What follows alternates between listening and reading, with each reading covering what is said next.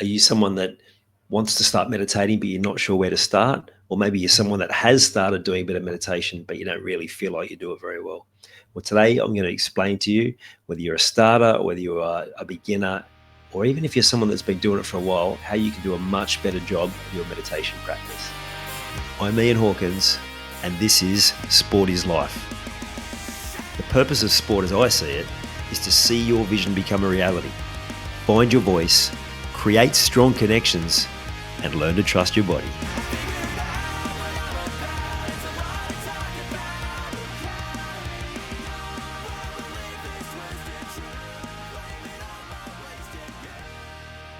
Somehow it seems that when there's a theme of the week, then it starts showing up everywhere. And I've been having these conversations around meditation with so many different people this week. And generally, from my experience, is if I've got 5 people talking about it, then there's 1,000 people talking about it. So maybe it's something that's fresh in your mind at the moment as well. One particular person I was coaching, they did it, but they were like, oh, I don't really feel like I'm that good at it. What do I do?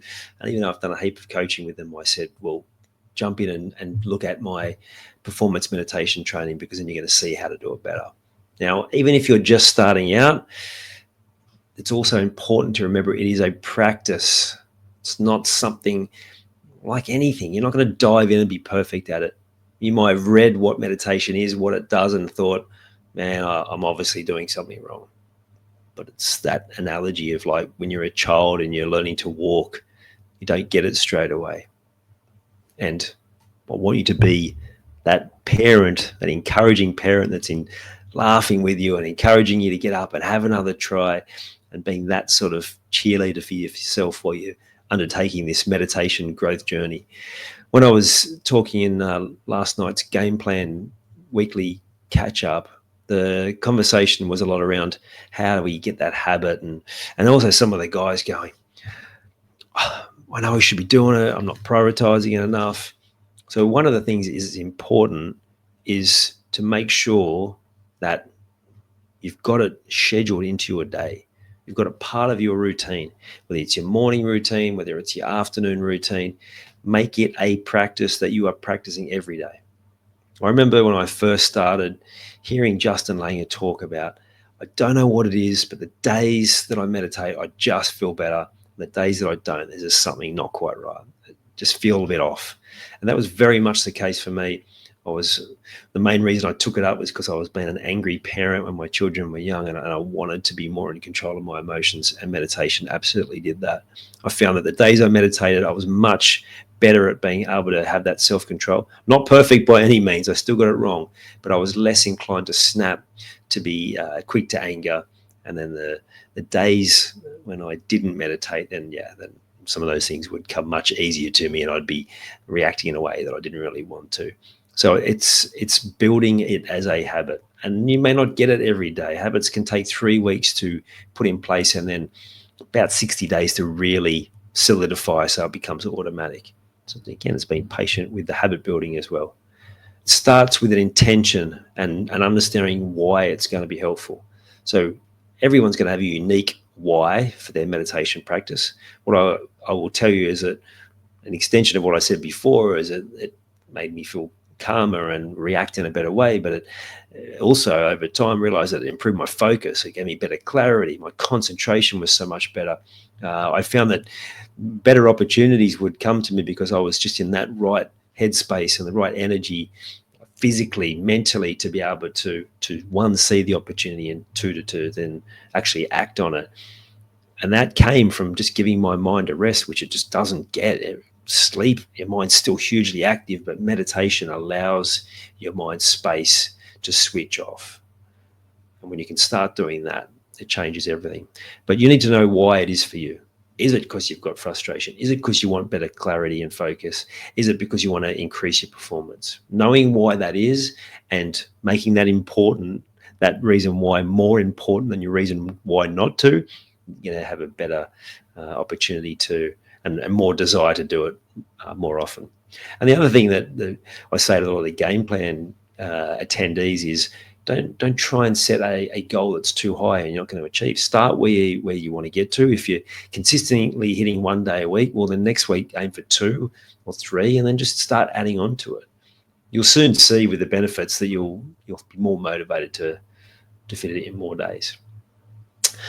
One of the other things is realizing, like I said, it's a practice and you need to improve, but you may have, when you started the idea of I want to meditate, you may have heard of this, all of these ideas and concepts of what meditation is and what it looks like. And to me, there's a whole lot of information there that's like written by people that were just able to do it, or maybe they've been doing it for a long time and they've forgotten what it's like starting out.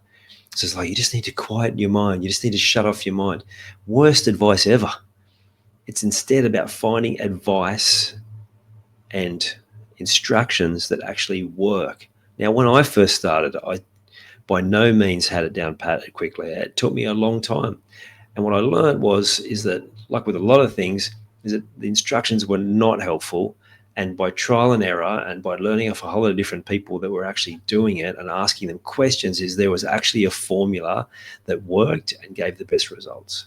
So that's what I put into this performance meditation training, so that you've got the step-by-step process and you've got a quick way to get it to a higher performance and improve your practice quickly.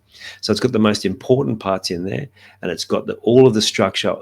It's a guided meditation process, so you can go along with the process, and you can use these recordings again and again and again, and it will improve your practice very quickly until you're able to then do it independently on your own. That's when you're going to start getting really great results, because in those gaps in your overthinking, when you're able to slow your mind down and see the different clarity that comes through in those moments, you're going to find a whole other level of what you can get out of yourself in terms of your performance and your consistency. Yeah, so a lot of the conversations were around people's self-judgment about how good they were. And just, I'm going to remind you again, it's like, you weren't perfect at anything straight away, but you also know you're a high performer and you do get better. You do improve quickly.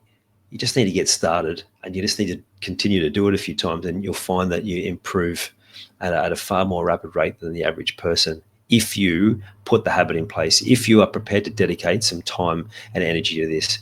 So the intention is so important. Putting it into your daily routine. Having someone to hold you account is also another good thing.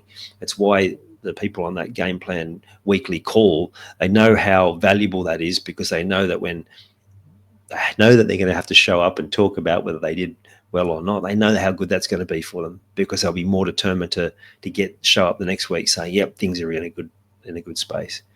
It doesn't mean they're perfect. It doesn't mean they don't still have weeks where things don't go well. I know I still have those weeks, and that's the times when my coach is really earning their dollars, because I'm leaning on that.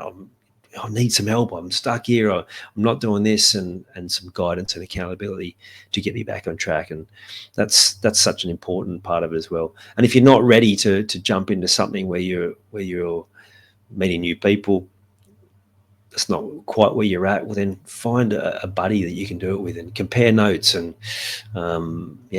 like when you're exercising, it's great to have someone that you know you've got to be accountable to. If you're starting out with anything, it's good to have someone that say, yeah, I had problems here, I tried this, and comparing notes and lifting each other up.